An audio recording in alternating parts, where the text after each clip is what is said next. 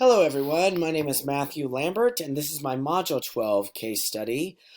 This is for EDL 52. I am a public school teacher teaching special education for Woodward Public Schools. The date is January 13th of 2022. In analysis of the research study, there was many things that I felt were compelling. So I'm going to summarize that case plan and present the facts to you. First of all, what is happening? Let's talk about that. Mrs. Potter, she's just got a position at Lightville Community School District. They've decided to build a new middle school that houses 6th through 8th grade. The community is divided into 3 factions, and we asked, what are those 3 factions that the community is divided into? Number 1 is to build an addition to the senior high school and move the 6th grade from the elementary facility to the junior high school facility. Number 2, build additions to both existing schools. And then finally, number 3, it's to build a new middle school housing grades 6 through 8. Thus removing the 6th grade from the elementary school and the 7th and 8th graders from the secondary school. What we found is the board voted 4-1 in favor of building the new school. So again, more of what is happening. Mrs. Potter, she was hired as the administrator of the school. She was told that she's going to make the staffing decisions, which was incredibly easy for her to do. She's going to organize all the school programs, and then they wanted her to as well collaborate with the architects and construction managers. Again, more of what is happening. She wants to develop an advisory committee, to develop vision statements. Each member will have a vote, and the vision that they propose to enact will reflect the values and beliefs of all stakeholders. So what are the conflicts? Let's look at Principal Potter to start out with. Number 1, she's new to the community. No one knows her. This is her first doings with the community, being in the community. Collaboration is low. We've seen this through the case study that point of working together, that point of being a team is at an all-time low. She has an advisory member, which is Helen Burke, which is an English teacher at the school, and her brother is also a school board member. Some of the concerns that I saw in the case study is she gave up control.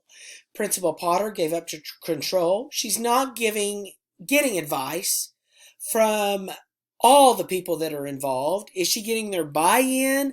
I didn't find that in the case study. And what I also found is in some aspects, she's giving all that control she has to Helen to make those decisions.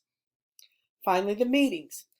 The meetings occurred face-to-face, which of course that's a good meeting to have, but the initial meeting was with Helen only.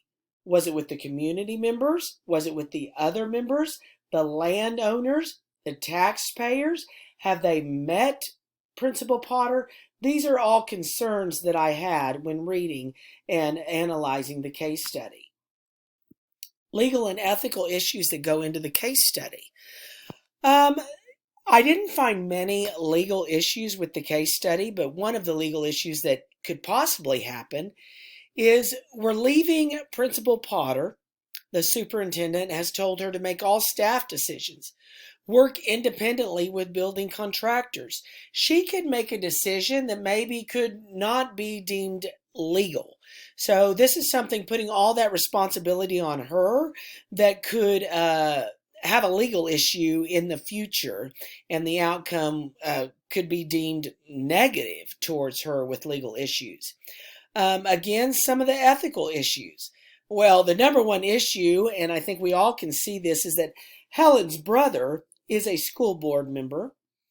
And then finally, does that vision represent all community stakeholders? Are we including everybody in that vision? This is a big ethical issue. And then finally, Principal Potter is left with making the decision independently by herself. And that could in turn be a huge ethical issue. Continuing on, furthermore, we want to synthesize. It asks us to synthesize everything in one sentence. And when looking at this, I came up with a sentence that I think has so much meaning and a strong, strong effect on this whole situation. That is weighing all options and considerations in a timely manner, while at the same time remaining cognizant of the community that one is employed, is an increasingly important factor to consider. So I synthesize this with thinking, is Principal Potter trying to make a decision too abrupt? Is she trying to make that vision statement too quickly? And this led me to an article from Strategic Leadership that said slow decision making means taking the time to gather all the facts, consider all the options, and then following through with a well-formed action plan. So with synthesizing all of this, I might ask myself the question, is Principal Potter really taking the time she needs in order to make the best decision? So let's synthesize the facts in this case study. Let's talk about the people. The school, there's 1,200 students total, and it's growing. The case study mentioned that this community is a community that is growing at a great rate. There are only 4 teachers had to be hired, and the teachers were involved in the decision making. We have Superintendent Rawlings, who has been there a while. And then we have the landowners, the rural community. That's what we are a part of. She has taken a position in a very rural community. The landowners are very important because, of course, in any rural community, land is a big deal. They pay taxes on that land, so that's something that must be considered when we synthesize those facts. And again, in addition, this leads us to the place. It's a rural farming community. Race, I didn't find to be defined in the case study. There is an increase of migration. Many people are coming to this community because of the low land cost. There's probably low land costs, low housing costs, which that's attracting these people to come to the community. And the schools are relatively new. 10 to 12 years old is a relatively new school. Excuse me. Let's talk about the program. Previously, there was 2 schools, an elementary K through 6, and a junior senior high, which is 7 through 12. It's 2 miles from the town of Lightsville. Elementary school is 22 years old. The high school is 11 years old, and of course it's a public school district. So when we think about the schools in the nation, and even the schools in your community that you are a part of, 22 years old and 11 years old is not a very old school community.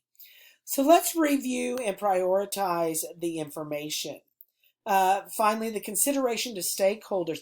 Everyone has to have an important stake in this decision.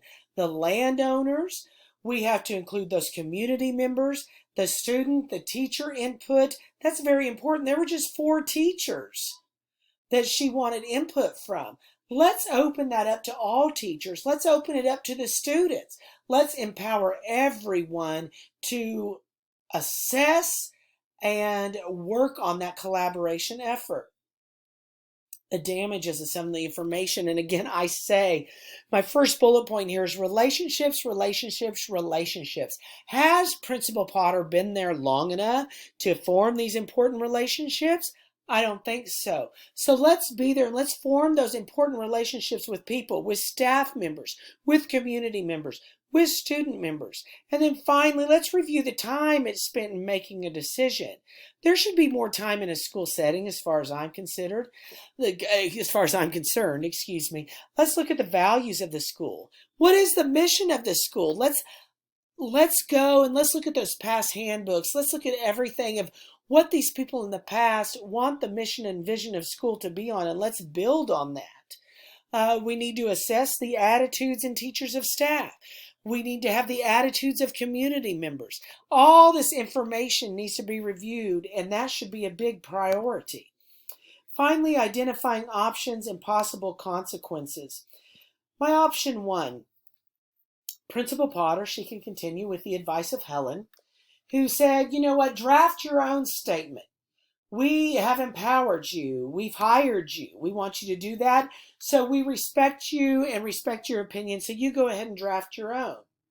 I came up with option 2, and that's Principal Potter. She could take a more inclusive approach. Seek advice of more community members, staff, students. Principal Potter would take all information, ensure she has an open door policy to address all issues, and seek help in creating the vision statement. And option 3, I stated that Principal Potter could take some time with Helen. Maybe she needs to get to know Helen more, ask questions, to seek, why are you reluctant in giving your advice? What happened in the past? What happened to you wanting to take a back seat of a head of a committee? Because we need their empowerment. And then finally, I'll move on to my option 4. And this is a big option that I considered, but Principal Potter could conduct a town meeting, and then Mr. Rollins could be the mediator. This would seek advice from all stakeholders, and it'd be an open house, so to speak. Let's evaluate those options that I've just thought about and I've explained to you previously. Option 1, the evaluation. By drafting your own statement, others could perceive this possibly as an autocratic type of leadership style. Oh, it's her way or the highway, they could say. The decision would be authoritarian and result-focused only. Option 2, that helps us do a transformational type of leadership. It includes everyone. You can get all on board. Everyone feels valued. But could there be too much time spent on drafting this vision statement? That's what we need to evaluate. Option 3, others might feel that the opinion of Helen is the only one that matters. It doesn't encompass everyone's thoughts and ideas and stress the importance of only one person. That's what that option would do instead of including everyone. Option 4, of course, it involves a superintendent. He may be too busy. You're a new principal. Let's try to take that empowerment upon yourself and make those decisions. Of course, it could take too much time and effort, possibly cost the district too much money. Let's do a town hall. Let's, offer some treats, everything to that effect. And of course, it always depends on who shows up at that town hall. And then again, the logistics of the situation, the time, the effort, that would have to be considered. And as a first-year principal, we already know that your time and effort is at an all-time low. So that's something we would have to consider. Choosing the best option. What I choose to be the best option is option 2. This option would take the most time. However, this time would be worth it. The students and faculty, they would feel that they were valued and a part of the process. Here comes that collaboration point again. The community members will feel welcome to the school. We would bring them in to speak with the students and share their professional and educational experiences. This is very important. Lunch meetings with community members. Involve them in instructions. And again, collaboration is the key. I wanted to touch base on this because I think that involving those community members to tell them their experiences, their thoughts about what they've achieved and what education has done for them all helps in developing an awesome vision statement for a school that the students can take grasp of, that the parents can take grasp of, that the faculty can take grasp of. And this is very, very important. So I appreciate the time here. I will continue in my next video and conclude the video for you. Thank you very much.